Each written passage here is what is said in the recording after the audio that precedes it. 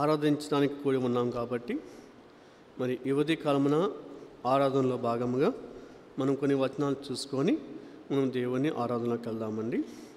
చూడండి ఒకసారి మన పరిశుద్ధ గ్రంథం నుంచి 18వ కీర్తన, దావీదు రాసినటువంటి 18వ కీర్తన.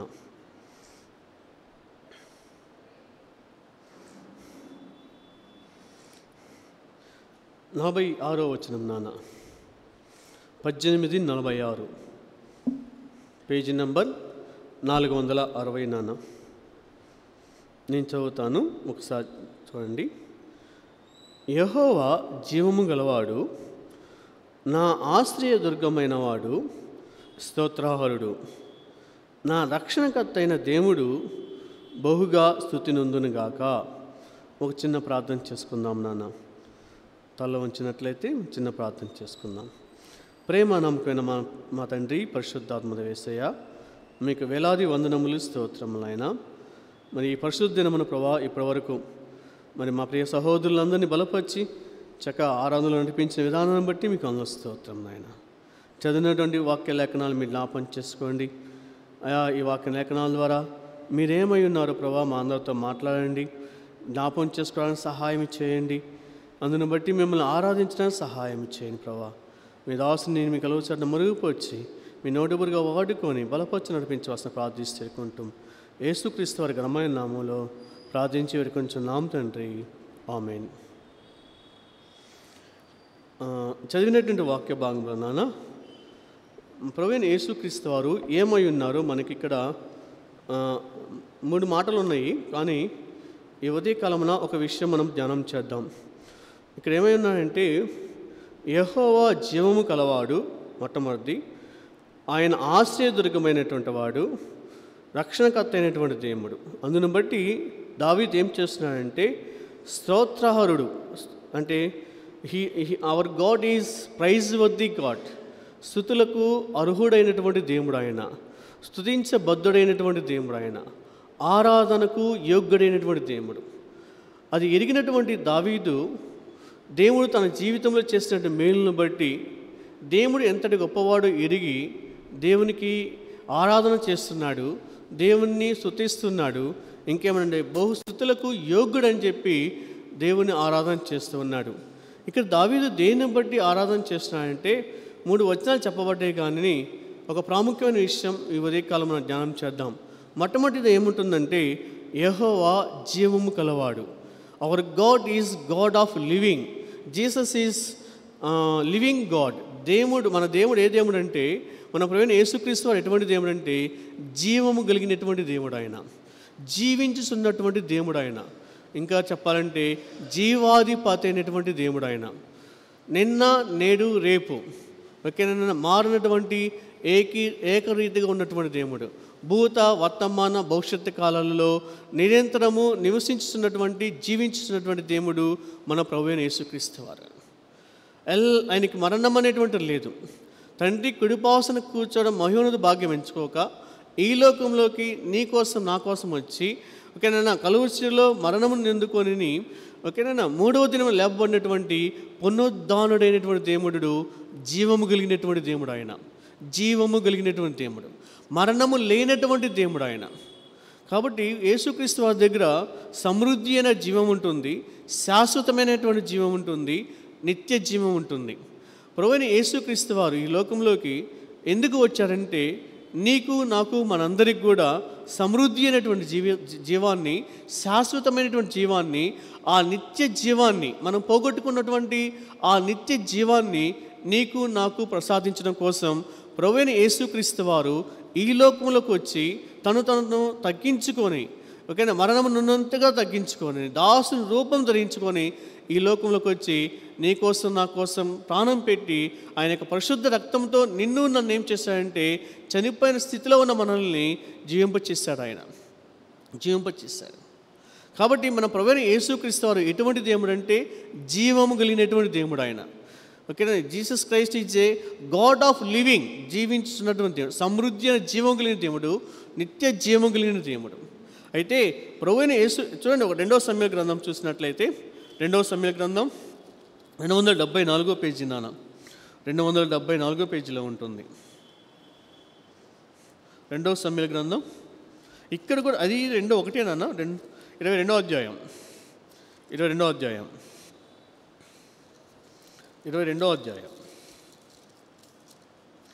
47వ వచనం చూడండి ఒకసారి. యెహోవా జీవం గలవాడు, నా ఆశ్రయదుర్గమైన వాడు స్తోత్రార్హుడు, నా రక్షణాశ్రయ దుర్గమైన దేవుడు మోహనోదుడు గాక. దావీదు రాసినటువంటి స్టార్టింగ్లో చూసినట్లయితే 22వ అధ్యాయం మొదట్లో, యెహోవా తన్ను సౌలు చేతుల నుండి తన శత్రువుల చేతులు అందరి చేతుల నుండి తప్పించిన దినమున దావీదు ఈ గీత వాక్యములను చెప్పి యెహోవాను స్తోత్రించెను. కాబట్టి ప్రభువైన యేసుక్రీస్తు వారు దావీదు చేసిన మేలును బట్టి జ్ఞాపం చేసుకొని ఈ 18వ కీర్తన రాయడం జరుగుతుంది. కాబట్టి ఎటువంటిది ఏమిటంటే జీవము కలిగిన దేవుడు. ఆయనలో ఉన్న జీవము నీకు నాకు ఏమై ఉన్నదో, ఆయనలో ఉన్న జీవం నీకు నాకు ఏమి ప్రసాదించిందో ఈ ఉదయకాలం ఒకసారి మనం జ్ఞాపం చేసుకొని ముందుకు వెళ్దాం. చూడండి ఒకసారి ఆయనలో ఉన్న జీవం. యోహాను సువార్త మొదటి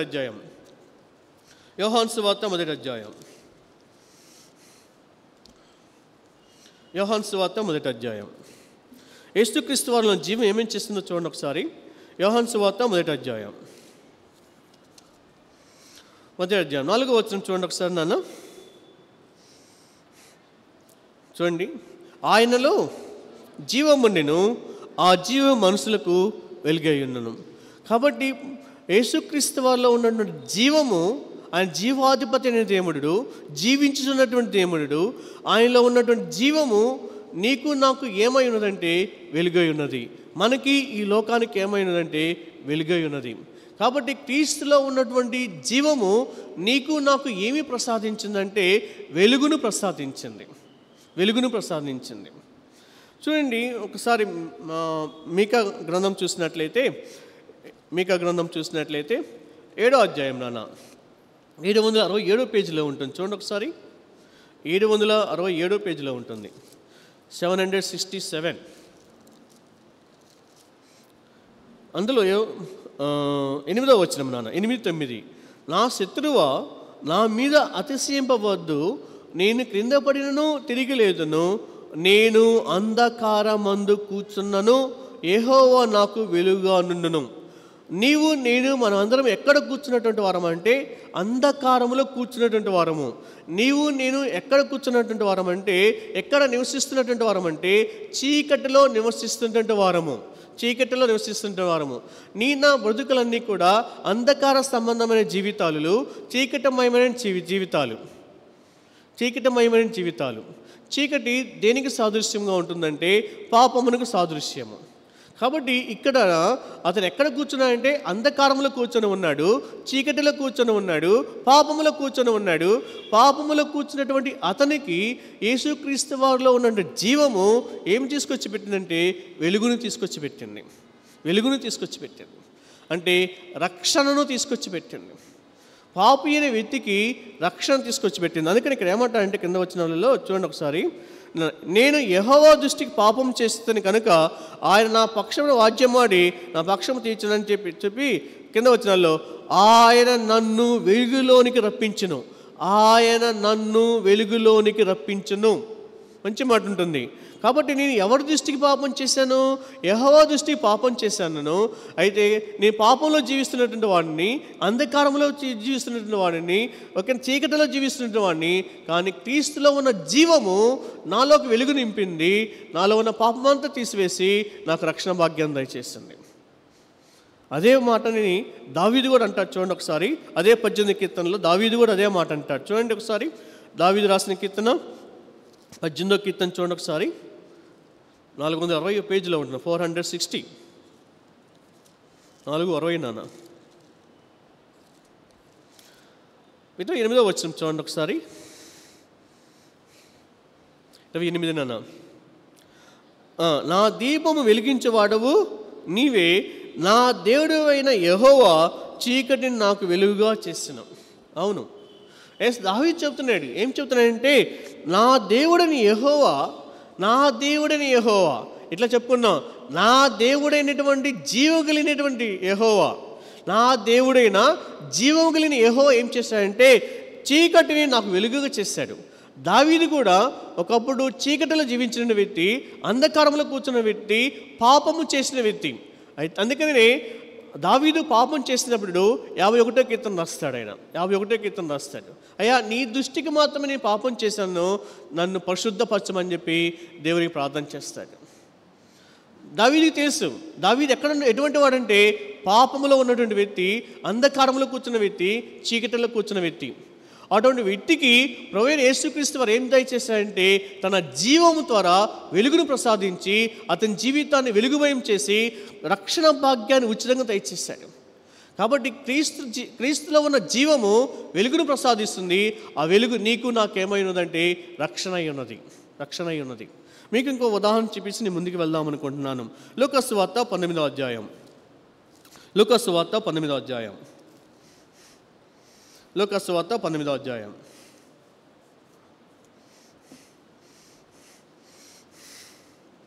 లూకాసు వార్త 7వ వచనం ఒకసారి చదువుదాం, చూడండి ఒకసారి. అందరూ అది చూసి ఆయన పాపియైన మనుషుని యొద్ద బస చేయ వెళ్ళనని చాలా సనుక్కొనిరి. ఆయన ప్రభువైన యేసుక్రీస్తు వారు పాపియైన మనుషుని యొద్ద, ఎవరక్కడ పాపియైన మనిషి? జక్కయ్య ఒకప్పుడు ఎటువంటి వ్యక్తి అంటే పాపములో జీవిస్తున్న వ్యక్తి, చీకటిలో జీవిస్తున్న వ్యక్తి, అంధకారంలో కూర్చొని జీవిస్తున్న వ్యక్తి. కానీ ప్రభువైన యేసుక్రీస్తు వారు ఆ ప్రదేశానికి అక్కడికి ఎందుకు వచ్చారంటే జక్కయ్యలో ఉన్నటువంటి చీకటిని, అంధకారాన్ని తీసివేసేసి అతని జీవితాన్ని వెలుగుమయం చేద్దామని చెప్పి, అతనికి అతని కుటుంబానికి రక్షణ భాగ్యం దయచేద్దామని చెప్పి అక్కడికి వచ్చాడు. ఎప్పుడు యేసుక్రీస్తు వారు ఆ ప్రదేశానికి వస్తారో జక్కయ్యని సంధించినప్పుడు జక్కయ్యలో ఉన్నటువంటి, తన హృదయంలో ఉన్నటువంటి, తన జీవితంలో చీకటి అంతటా కూడా పాపం అంతా పోతుంది. అతనికి అతని కుటుంబానికి ఏమొస్తుందంటే రక్షణ వస్తుంది. అప్పుడు దాకా జక్కయ్యకి రక్షణ లేదు. కానీ యేసుక్రీస్తు వారిలో ఉన్న జీవము జక్కయ్యలోకి వచ్చినప్పుడు, యేసుక్రీస్తు వారిలో ఉన్న జీవము జక్కయ్యలోకి వచ్చినప్పుడు అతనిలో ఉన్న చీకటంతా పోతుంది, పాపం అంతా పోతుంది, వెలుగు వస్తుంది, రక్షణ వస్తుంది. కాబట్టి ప్రభువైన యేసుక్రీస్తు వారు ఈ లోకంలోకి ఎందుకు వచ్చాయంటే నా జీవితాలని, అంధకారమైన మన జీవితాలని, పాపభరితమైన మన జీవితాలని కడిగి శుభ్రం చేసి రక్షణ భాగ్యం ఇవ్వడానికి వచ్చాడు. ఆయనలో ఉన్న జీవము నీకు నాకు రక్షణ ప్రసాదిస్తుంది. ఆయనలో ఉన్న జీవము నీకు ఏం ప్రసాదిస్తుందన్నా? రక్షణ ప్రసాదిస్తుంది. అందుని బట్టి మనం దేవుణ్ణి ఆరాధించబద్దులేమో ఉన్నాం. చూడండి, యోహాను సువార్తలో కూడా ఒకటే మాట ఉంటుంది. యోహాను సువార్త 4వ అధ్యాయంలో కూడా ఇక్కడ ఒక స్త్రీ కనిపిస్తుంది. ఎవరంటే ఒక సమరయ స్త్రీ కనిపిస్తుంది మనకి. ఆమె ఎటువంటి జీవితం జీవిస్తుందంటే చీకటిలో జీవిస్తూ ఉంది, అంధకారంలో జీవిస్తూ ఉంది, పాపభరితమైన జీవితంలో జీవిస్తూ ఉంది. కానీ యేసుక్రీస్తు వారు అక్కడికి వచ్చినప్పుడు ఆ స్త్రీని సందర్శించాలి, ఆ స్త్రీలో ఉన్నటువంటి చీకటిని పారదోలి వెలుగు నింపాలనే ఉద్దేశం అక్కడికి వచ్చినప్పుడు క్రీస్తులో ఉన్న జీవము ఆమెలో ఉన్న చీకటిని పారదోలి వెలుగులు నింపి ఆమెకేమిస్తుందంటే రక్షణ వస్తుంది. ఆమెకి రక్షణ వస్తుంది. యేసుక్రీస్తు వాళ్ళ జీవం ఆమెలోకి రాగానే ఆమె ఏం చేస్తుందంటే ఆ కొండను విడిచిపెడుతుంది. అప్పుడు దాకా ఆ పాపపు కొండలన్నీ ఆమె దగ్గరే ఉంటాయి. అయితే యేసుక్రీస్తు వారు ఆమెతో మాట్లాడినప్పుడు, అమ్మ నేను ఇచ్చేటువంటి నీళ్ళల్లో నిత్య జీవం ఉంటుంది, ఇవి ఎప్పటికి తప్పటి కావు, ఇవి తీసుకోమని చెప్పినప్పుడు ఆమె ఆ జీవపు ఓట కలిగినటువంటి నీళ్ళు తీసుకున్నప్పుడు ఆ జీవపు నీళ్ళని తీసుకున్నప్పుడు, ఆయన మాటలు విన్నప్పుడు ఆయన మాటలో ఉన్న జీవము ఆమెలోకి వెళ్తుంది, ఆమెలో ఉన్న పాపం అంతా వెళ్ళిపోతుంది. కాబట్టి యేసుక్రీస్తు వారి యొక్క జీవము నీకు నాకేం ప్రసాదిస్తుందంటే రక్షణ ప్రసాదిస్తుంది. ఏం ప్రసాదిస్తుందన్నా? రక్షణ ప్రసాదిస్తుంది. మనలో ఉన్నటువంటి చీకటిని మొత్తం తీసివేస్తుంది, మనలో ఉన్న అంధకారాన్ని మొత్తం తీసివేస్తుంది. ఆయనలో ఉన్న జీవము వెలుగుతో నింపుతుంది, మన జీవితాలని రక్షణలోకి నడిపిస్తుంది. రెండోది చూద్దాం. చూడండి, యేసుక్రీస్తు వారిని ఏం చేస్తుందంటే, చూడండి, మికా గ్రంథం చూస్తాం కదా, 7వ అధ్యాయం. మికా గ్రంథం 7వ అధ్యాయం చూడండి, 760వ పేజీలో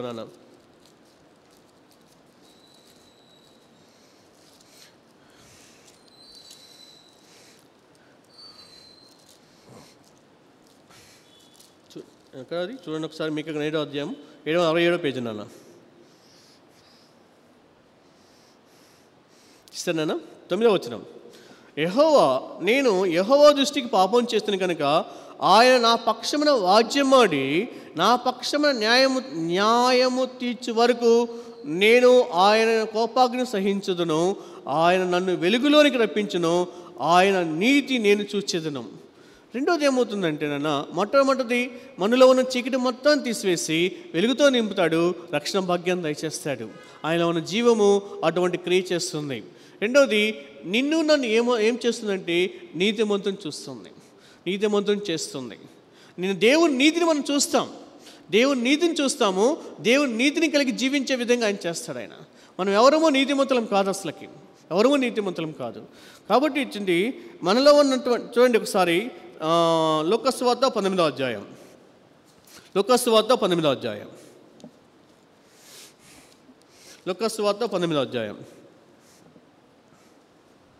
ఇక్కడ చూసినట్లయితే జక్కయ్య విషయం దగ్గరికి వచ్చినట్లయితే ఆయనలో నీతి ఉంటుంది.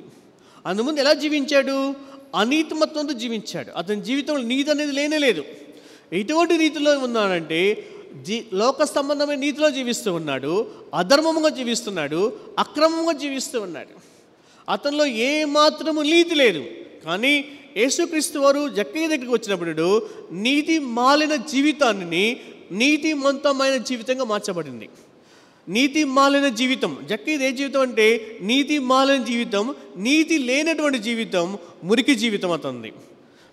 లోక నీతిలో జీవిస్తున్న వ్యక్తి అతను, లోకంలో జీవిస్తున్న వ్యక్తి అతను. కానీ యేసుక్రీస్తు వారు అక్కడికి వచ్చినప్పుడు, యేసుక్రీస్తు వారు అతను సంధించినప్పుడు క్రీస్తులో ఉన్న జీవము నీతి మాలిన జీవితాన్ని నీతిమంతమైన జీవితంగా మార్చబడింది జక్కయ్య జీవితం.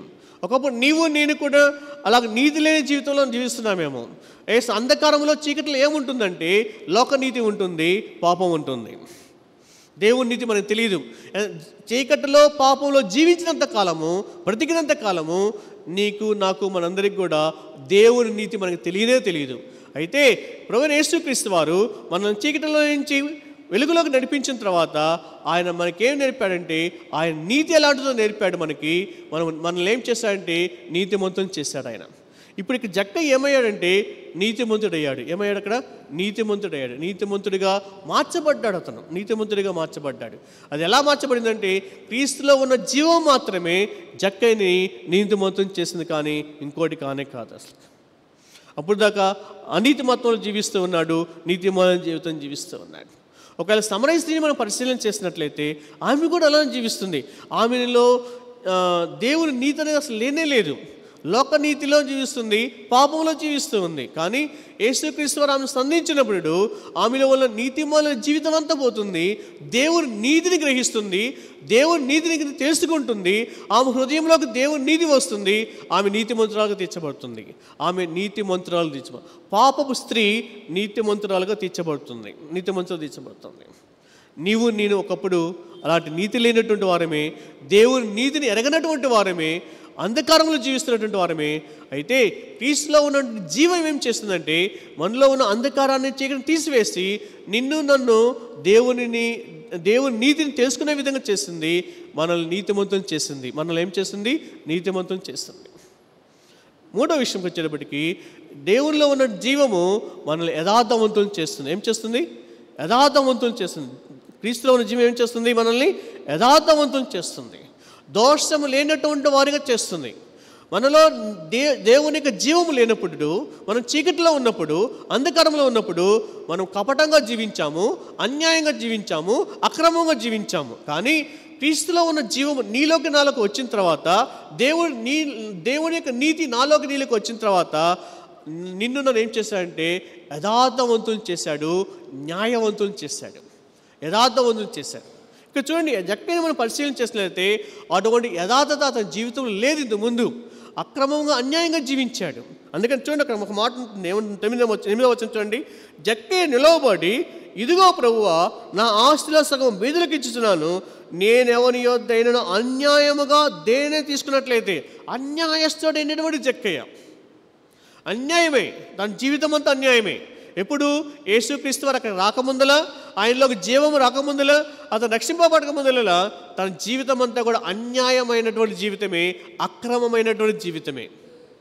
అతనిలో ఏమాత్రం యథార్థత లేదు, నీతి లేదు, అనీతిమంతుడు ఆయన. అయితే యేసుక్రీస్తు వారు జక్కిని సంధించినప్పుడు అతనిలో ఉన్నటువంటి కపటము, మోక్షము, వేషధారణ మొత్తం పోతాయి. అతనిలోకి యథార్థత వస్తుంది. యథార్థమైన ఎంతగా ఒప్పుకున్నాను, అయ్యా నేను ఎవరి దగ్గర అయినా సరే అన్యాయం తీసుకున్నట్లయితే నేను తిరిగి చెల్లిస్తాను. నేను అన్యాయం తీసుకుంటే తిరిగి చెల్లిస్తాను. నేను తిరిగి ఇచ్చేస్తాను, వాళ్ళకి నేను ఇచ్చేస్తాను. యథార్థమైన జీవితం. యేసుక్రీస్తు వారికి జీవము నీకు నాకు యథార్థమైన జీవితాన్ని ఇస్తుంది. నిందారహితమైన జీవితాన్ని ఇస్తుంది. నిందారహితమైన జీవితం. అప్పుడు దాకా అక్కడున్న వాళ్ళందరూ కూడా ఎక్కి నిందించారు. ఇతను పాపి కదా, ఇతని దగ్గర అన్యాయంగా, ఇతను అనేక మంది దగ్గర అన్యాయంగా పన్నులు వసూలు చేశాడు కదా అని చెప్పి అక్కడున్న వాళ్ళని గొనుక్కున్నారు. అతనికి వెనకమాలు ఎన్ని మాటలు అనుకున్నారు. ఎందుకంటే అతను యథార్థత లేదు కాబట్టి కొనుక్కున్నారు వాళ్ళు. కానీ యేసుక్రీస్తు వాళ్ళు ఉన్న జీవము జక్కేలోకి వచ్చిన తర్వాత అతను నీతిమంతుడయ్యాడు, యథార్థవంతుడయ్యాడు, న్యాయవంతుడయ్యాడు. నీతిమంతుడయ్యాడు, న్యాయవంతుడయ్యాడు. న్యాయం ఇచ్చేస్తాను, అయ్యా అన్యాయం తీసుకుంటే న్యాయం ఇచ్చేస్తాను. ఇక్కడి నుంచి నేను మీ న్యాయం ప్రకారం నేను జీవిస్తాను. మీరు ఎటువంటి న్యాయం కలిగి ఉన్నారో నేను అలా చేస్తాను. నన్ను కూడా యేసుక్రీస్తు అదే చేశారు. ఒకప్పుడు మనం అన్యాయంగా జీవించామేమో, అక్రమంగా జీవించామేమో, తప్పుడు మార్గంలో జీవించామేమో. అయితే యేసుక్రీస్తు వారు నన్ను నీతిమంతుని చేశాడు, న్యాయంగా జీవించడానికి అవకాశం ఇచ్చాడు. తర్వాత మనం యథార్థ మార్గంలో నడుచుకునే గొప్ప భాగ్యాన్ని ఆయన జీవం ద్వారా నీకు నాకు ప్రసాదించాడు. అందుని బట్టి మనం ప్రభువైన యేసుక్రీస్తు వారిని ఏం చేయాలంటే ఆరాధించాలి. మనం చూడండి, ఒక మాట చెప్పేసి నేను ముందుకెళ్తాను. నేను కీర్తనల గ్రంథం 39వ అధ్యాయం 39వ వచనం. కీర్తనల గ్రంథం 39వ కీర్తన 18వ కీర్తన తీయండి అన్న. 18వ కీర్తన 39వ వచనం అన్న. 18:39. 18:39 చదువుతాను చూడండి ఒకసారి. యుద్ధమునకు నీవు నన్ను బలము ధరింపచేసేదివి, నా మీదకి లేచిన వారు నా కింద అణచివేస్తవి. కాబట్టి క్రీస్తులో ఉన్న జీవి ఏం చేస్తుందంటే నీకు నాకు ఈ లోకంలో పోరాడడానికి కావాల్సినటువంటి, ఓకేనా, spiritual warfare or physical warfare, what it maybe, ఓకేనా, శారీరక సంబంధమైన యుద్ధం కావచ్చు లేదా ఆత్మ సంబంధమైన యుద్ధం కావచ్చు. ఏ పోరాటమైనా సరే ఒక బిలీవర్ యొక్క జీవితము, ఒక విశ్వాసక జీవితము ఎప్పుడు పోరాటమే. We are in the war field. మన యుద్ధ రంగంలో, యుద్ధ భూమిలో ఉన్నాం మనం, ఓకేనా. లోకంతోనూ మన శరీరంతోనూ ఎప్పుడు పోరాటం చేస్తున్నాం అంటాం. అయితే ఈ పోరాటంలో పోరాడడానికి కావాల్సిన బలము, శక్తి క్రీస్తులో ఉన్న జీవం ఇస్తుంది. ఇంకెవరు ఇవ్వలేరు మనకి. ఒకవేళ ఈ లోకంలో ఉన్నటువంటి సమస్యల నుంచి కానీ వ్యక్తుల దగ్గర నుంచి కానీ మనకి బలము కావాలంటే, శక్తి కావాలంటే క్రీస్తులో ఉన్న జీవం మాత్రమే నీకు ఆ బలాన్ని, ఆ శక్తిని అనుగ్రహిస్తుంది. కావాలంటే ఒకటి నేను ఉదాహరణ చూపిస్తాను. దానియేలు గ్రంథం 6వ అధ్యాయం. దానియేలు గ్రంథం 6వ అధ్యాయం. 738వ పేజీలో ఉంటుందన్న. 738.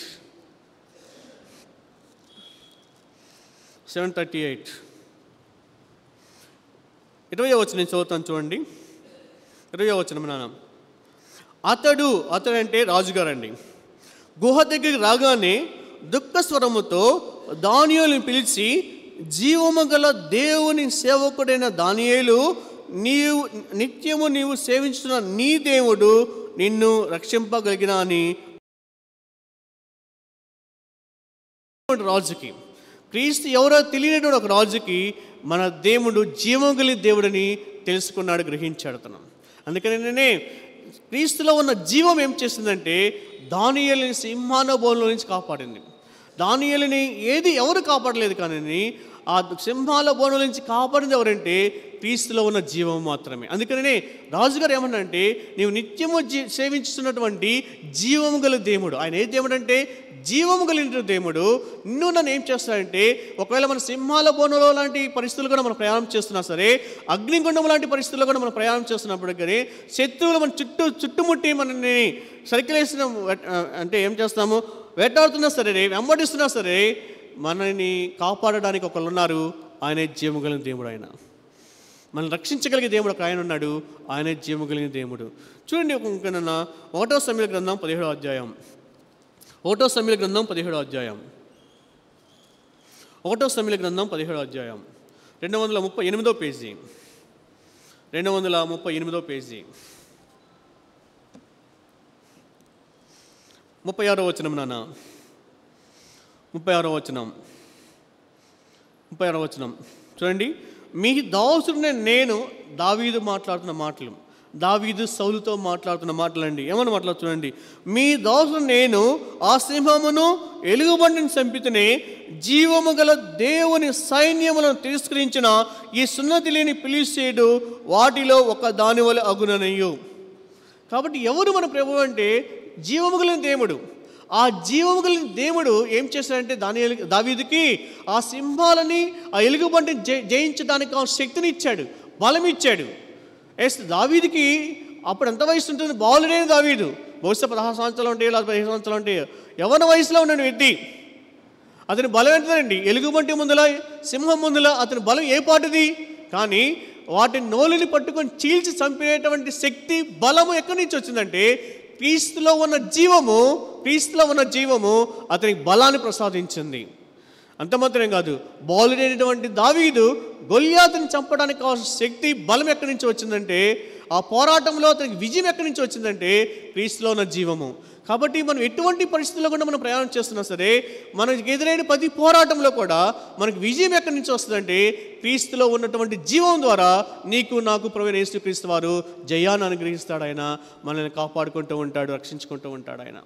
అందుని బట్టి మనం దేవుణ్ణి ఆరాధించబద్దులేమో ఉన్నాం. మన జీవితంలో ఎన్నిసార్లు ఇటువంటి పరిస్థితుల్లో కూడా మనం వెళ్ళామో, ప్రయాణం చేశామో, దేవుడు ఎన్నిసార్లు మనకి బలాన్ని అనుగ్రహించి, ఓకేనా, ఎంతో మనోవేదంతో ఉన్నప్పుడు, వేదంతో ఉన్నప్పుడు, దిక్కుతోచని స్థితిలో ఉన్నప్పుడు, ఏమి చాలా పాల్గొని స్థితిలో ఉన్నప్పుడు, వెనుదిరిగేటువంటి స్థితిలో ఉన్నప్పుడు ప్రభువైన యేసుక్రీస్తు వారు ఆయనలో ఉన్న జీవాన్ని మనకి పంపించి నిన్ను నన్ను బలపరిచాడు, మన అడుగులు స్థిరపరిచాడు, మన జీవితాన్ని స్థిరపరిచాడు. అటువంటి దేవుడిని మనం ఏం చేయాలి తెలుసా? దేవుని ఆరాధించబద్దులే ఉన్నాం.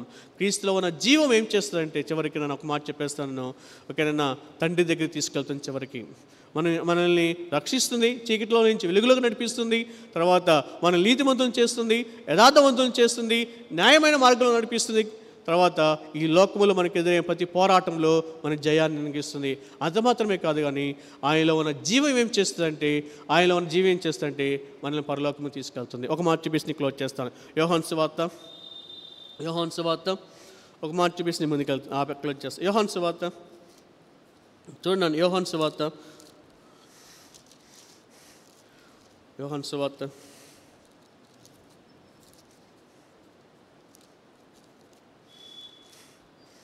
14వ అధ్యాయం 14న యోహాను సువార్త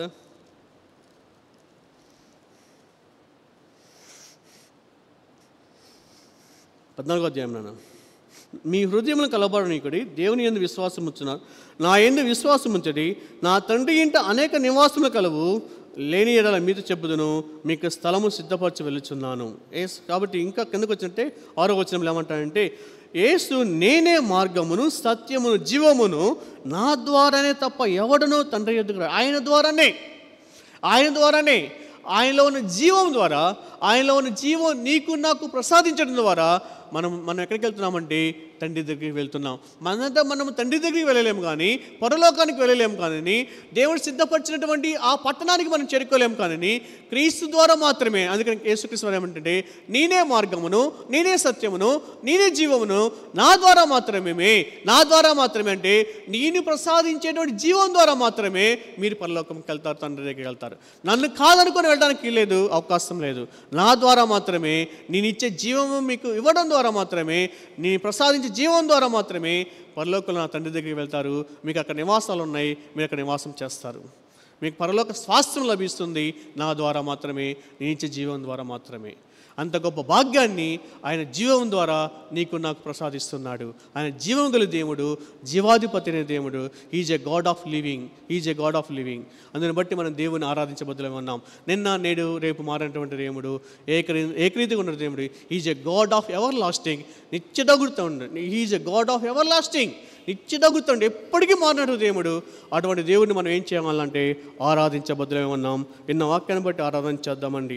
కేవలం విన్న వాక్యాన్ని బట్టి దయచేసి ఆరాధన చేద్దాం. విన్న పాయింట్స్ని బట్టి వేరే పాయింట్స్ చేద్దాం, టైం సరిపోదు. Thank you. సమయం తీసుకుందాం, ఆరాధన చేద్దామండి. టైం తీసుకొని సహోదరులు మార్చి మనం ఆరాధన చేద్దాం.